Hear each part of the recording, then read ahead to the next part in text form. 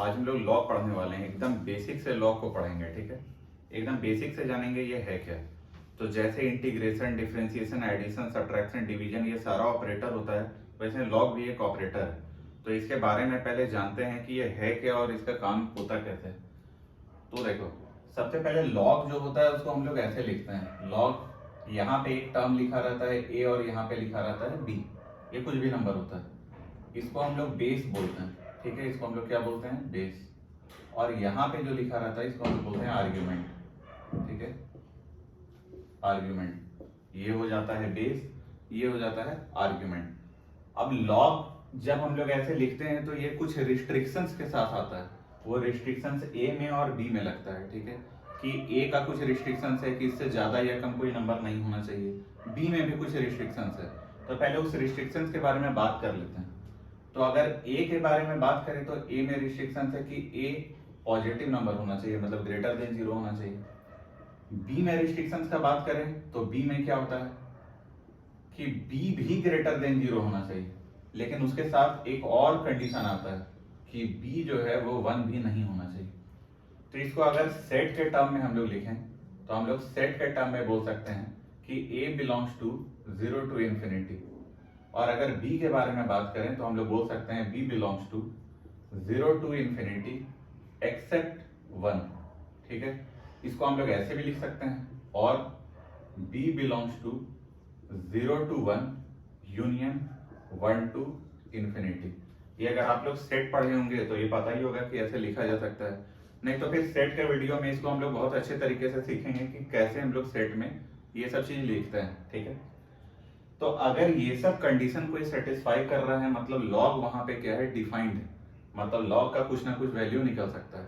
तो अब लॉग का वैल्यू होता कैसे और हम लोग कैलकुलेट कैसे करते हैं, ये जानने के लिए हम लोग को लॉग का डेफिनेशन पढ़ना होगा कि लॉग का डेफिनेशन क्या है। जैसे हम लोग लॉग का डेफिनेशन सीख जाएंगे वैसे ही 50% क्वेश्चन तो ऐसे ही सॉल्व होगा। तो हम लोग जानते हैं कि लॉग का डेफिनेशन क्या है। ठीक है, तो हम लोग क्या बोलेंगे कि बेस के पावर में आखिर क्या लिख दें कि आर्ग्यूमेंट मिल जाए। ठीक है, ये जो बेस है इसके पावर में हम लोग क्या लिखें कि आर्ग्यूमेंट मिल जाए, उसी को हम लोग बोलते हैं लॉग। ठीक है, तो हम लोग ऐसे बोल सकते हैं, what should be raised to the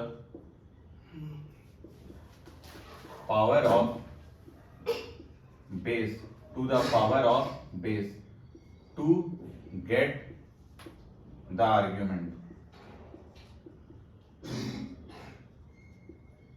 ठीक है, what should be raised to the power of base to get the argument, मतलब बेस के पावर में क्या लिखें कि आर्ग्यूमेंट मिल जाए। इसी को हम लोग क्या बोलते हैं, लॉग का डेफिनेशन। इसको थोड़ा मैथमेटिकली जान लेते हैं कि क्या लिखा हुआ है।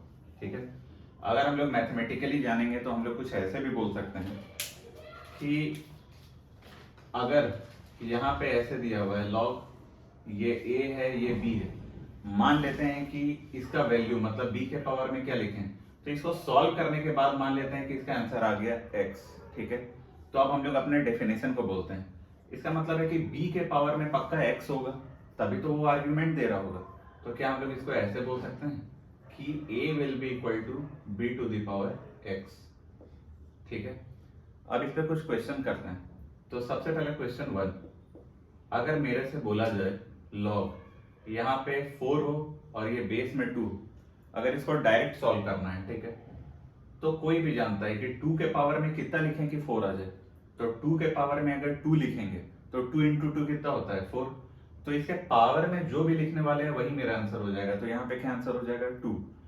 लेकिन अगर कोई वॉच कर रहा है इस वीडियो को जो ये चीज नहीं समझ पा रहा है, तो उसके लिए वो 8 का कॉन्सेप्ट भी लगा सकता है, पावर एंड एक्सपोनेंट वाला कॉन्सेप्ट। क्या कॉन्सेप्ट है, हम लोग इसमें आते हैं डायरेक्ट। ये आर्ग्यूमेंट है और ये बेस है, यहाँ पे आर्ग्यूमेंट कौन है, हम लोग ऐसे भी सॉल्व कर सकते हैं।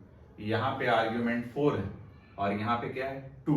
ठीक है, हम लोगों को वैल्यू निकालना है log 4 बेस 2 का। तो हम लोग मान के चलते हैं कि log 4 बेस 2 इसका आंसर क्या है, x। ठीक है, तो इसका मतलब ये जो 4 है इसको हम लोग क्या लिख सकते हैं, 2 टू द पावर x। ठीक है, और ये 4 को लिखा जा सकता है 2 टू द पावर 2 और यहाँ 2 टू द पावर x। अगर बेस सेम है तो पावर क्या हो जाएगा, इक्वल।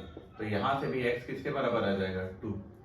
तो अगर ये डायरेक्ट दिख रहा है तो हम लोग एक बार में आंसर दे सकते हैं, अगर किसी को नहीं दिख रहा है तो ऐसे सॉल्व करके भी हम लोग आंसर दे सकते हैं। अब इसी में हम लोग कुछ और भी एग्जांपल ले लेते हैं, ठीक है, और अच्छे से समझते हैं कि ये लॉग है क्या।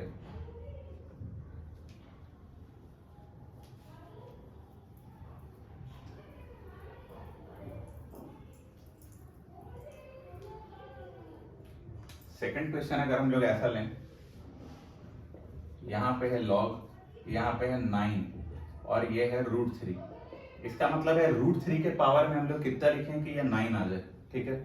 तो हम लोग जानते हैं √3 के पावर में 2 लिखेंगे तो कितना आता है 3, और √3 के पावर में और से 2 लिख दे तो फिर से 3, तो 3 × 3 9, मतलब इसका आंसर होना कितना चाहिए था 4।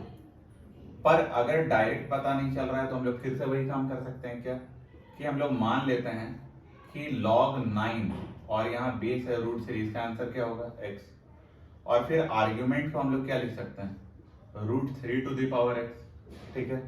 अब हम लोग अच्छे से अगर देखें तो 9 को क्या लिख सकते हैं 3⁴2, और ये √3 को हम लोग क्या लिख सकते हैं 3⁴1/2x, क्योंकि ये 3⁴1/2 होगा और उसका पावर x होगा, और हम लोग अच्छे से जानते हैं a⁴n ये क्या हो जाता है a⁴m×n, ठीक है। जब यहाँ पे और यहाँ पे बेस सेम है तो पावर क्या हो जाएगा इक्वल, तो हम लोग बोल पाएंगे 2 will be equal to x/2, और यहाँ से x कितना आ जाएगा 4, ठीक है। तो ऐसे हम लोग आराम से log का वैल्यू निकाल सकते हैं, ठीक है। तो कुछ और भी एग्जांपल ले लेते हैं।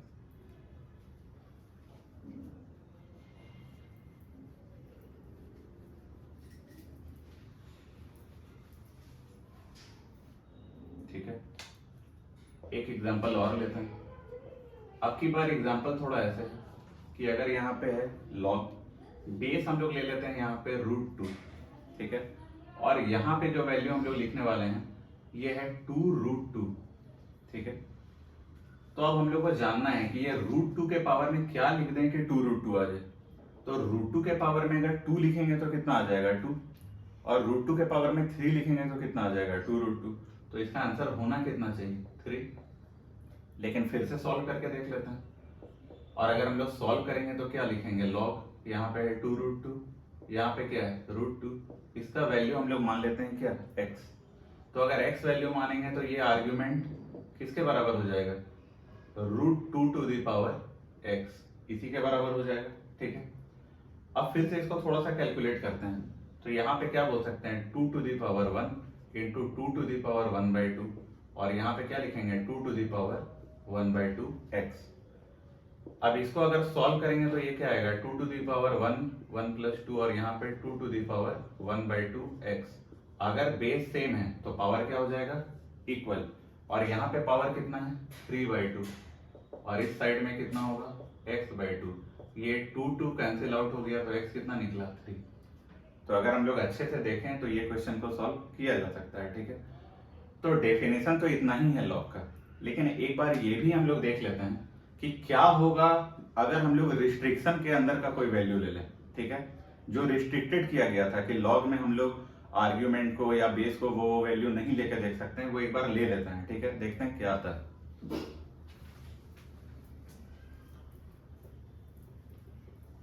तो अगर हम लोग एक ऐसा एग्जांपल लें, ठीक है, यहाँ पे एग्जांपल क्या ले लें लॉग, ठीक है, और यहाँ पे ले लेते हैं 4 और बेस को ले लेते हैं 1। लेकिन अभी तो बताया गया था कि बेस हम लोग 1 नहीं ले सकते हैं, ठीक है। लेकिन अगर फिर भी हम लोग बेस को 1 ले लें तो क्या होगा, तो आप लोग खुद बताइए 1 के पावर में क्या लिखें कि 4 आ जाए। तो 1 के पावर में कुछ भी लिखेंगे तो वो क्या आएगा 1 ही आएगा, कभी भी 4 आएगा नहीं। तो अगर 4 नहीं आएगा तो ये पॉसिबल ही नहीं होगा, इसीलिए हम लोग ये वैल्यू नहीं लेते हैं, ये रिस्ट्रिक्टेड है, ठीक है। अगर हम लोग ऐसे बोल दें लॉग, यहाँ पे लिख दें अगर -4 और यहाँ पे लिख दें 2, तो 2 के पावर में कितना लिखें कि -4 आ जाए। तो ये पॉजिटिव नंबर है, इसके पावर में हम लोग कुछ भी लिखेंगे ना तो ये नेगेटिव कभी नहीं मिलने वाला है, इसीलिए ये भी पॉसिबल नहीं है। इसीलिए जो रिस्ट्रिक्टेड वैल्यू है उसको हम लोग कभी भी लेके नहीं चलते हैं, अगर वो हम लोग लेके चले तो दिक्कत हो जाएगा। तो ये था डेफिनेशन लॉग का।